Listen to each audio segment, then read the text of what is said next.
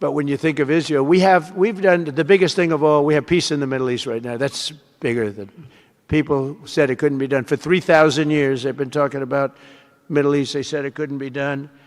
And you look at what's happened in Gaza. And one of the keys to it was when we took those beautiful, magnificent, we just ordered 22 more of them, updated model. The B-2 bombers are incredible.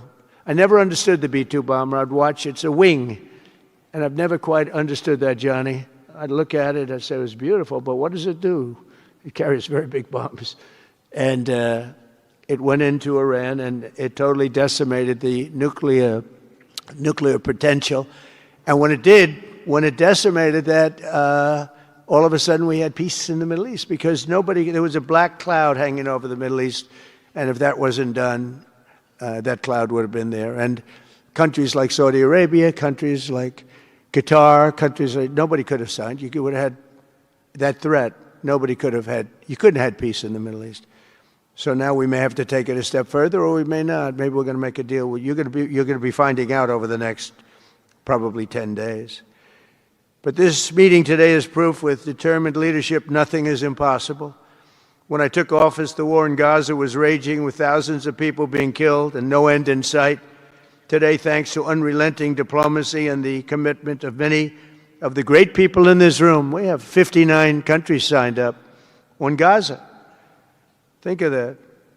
We have, it's amazing. But all the people, really so many in this room, the war in Gaza is over. It's over. There are little flames. Hamas has been, I think they're going to give up their weapons, which is what they promised. If they don't, it'll be, they'll be harshly met, very harshly met. They don't want that. All the stuff like they don't mind dying. They told me that's not true.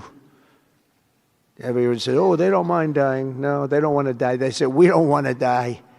People don't want to die.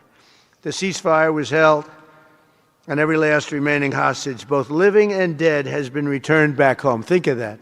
That was an impossibility. And we did hundreds of hostages, but the last 20, and I always said to Steve and Jared, I said, the last 20 are going to be very tough, very, very tough. And we got them back. We got the living back, and then we only got about 16 of the dead. And we said, well, you got to get them all. You promised them all. And they dug and dug and dug. You can imagine